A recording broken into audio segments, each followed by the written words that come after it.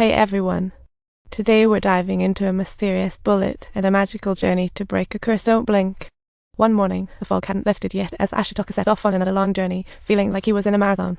A group was transporting goods through the mountains, led by the powerhouse of the Ironworks, Lady Moro. Talk about a boss lady.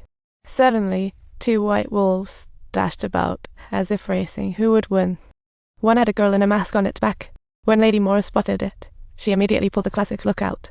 Calmly, Lady Moro raised her firearm, aimed, and fired down the cliff. The injured white wolf plummeted, the silence of the moment resembling a scene from a dramatic play.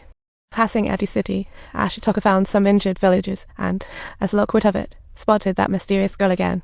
She spotted Ashitaka with beast-like alertness, her heart racing.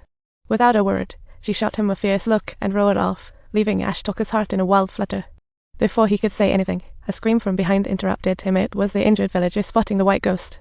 Ashitaka quickly, "Don't worry, it's merely the tree spirits. These tiny creatures seem mischievous yet meant no harm, precisely like children engaging in play." They eagerly showed Ashitaka the way as sunlight streamed through the trees and butterflies danced around like something straight out of a fairy tale. Ashitaka marveled, this is gorgeous like a fairyland. But then he noticed glittering gold in the nearby bushes, just like a treasure map's clue. A group of muddeer casually walked by, one with feet like a bodhisattva, the legendary Gillen. Ashitaka was overwhelmed with curiosity. Just as he leaned in for a better look, his arms suddenly went wild, a classic case of too many hands. Even more surprisingly, injured villagers murmured in the mud and finally escaped the forest after a long trek. They informed Ashitaka that they were in Dadarala City, home of the Ironworks. It's like a gossip hub. Ashitaka realized this was the western village the shaman spoke of, with billowing smoke and defenses that contrasted sharply. The villagers were astonished to find the dead Fake Six miraculously revived. What a lively turn of events. That night, Ashitaka learned the truth from the natives, and boy was it like a juicy soap opera. Humans and beast folks were at war. To survive, Lady Moro had to dig into the mountains, while the beast folks were determined to defend their turf like true guardians. Of course, regular arrows were useless. Lady Moro wiped out the beast folks with modern weaponry like she was playing a video game. Finally, Ashitaka comprehended the rationale for the boar's furious demeanor. He approached Lady Boshi, displaying his arm that was under a curse, and unexpectedly, she could not resist breaking into laughter. Little did they know, there was a hidden secret. To the animals, Lady Moro was a forest demon, but to the villagers, she was a pioneer of women's rights. The working conditions were practically enviable. Lady Moro's role was an incredible beast, and the contrast was simply laughable. The same was true for her comedic identity that no one ever expected.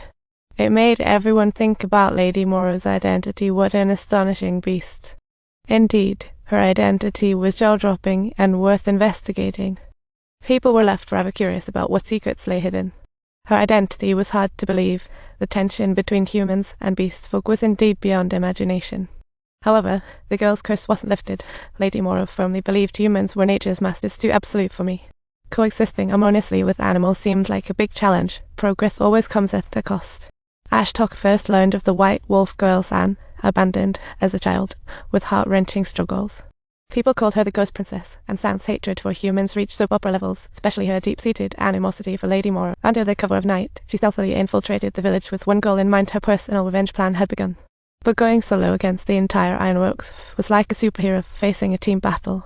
Before long, she found herself surrounded, engaging in a turn-based duel with Lady Moro, leaving Ashitaka feeling a mix of emotions. They began to brawl. Both fiery temperaments on full display, real-life girl power awakening.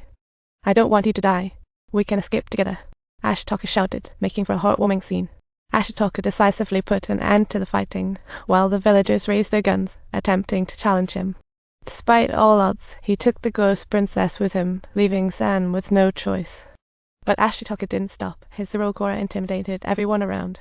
In the end, he whisked the Ghost Princess away from the Ironworks, but collapsed from blood loss, a true moment of irony. The Ghost Wolf wanted to finish him off, but San scolded it, making things even more chaotic. "I want you to live, but I'll cut you." It sounded like something out of a bizarre fantasy. But San stayed silent. It was as if she was saying, "We have bigger fish to fry." "You are so beautiful."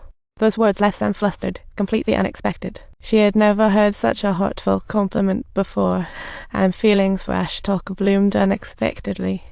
Miyazaki cleverly designed it so that San's earrings chimed every time she met Ashitaka, truly like two hearts resonating.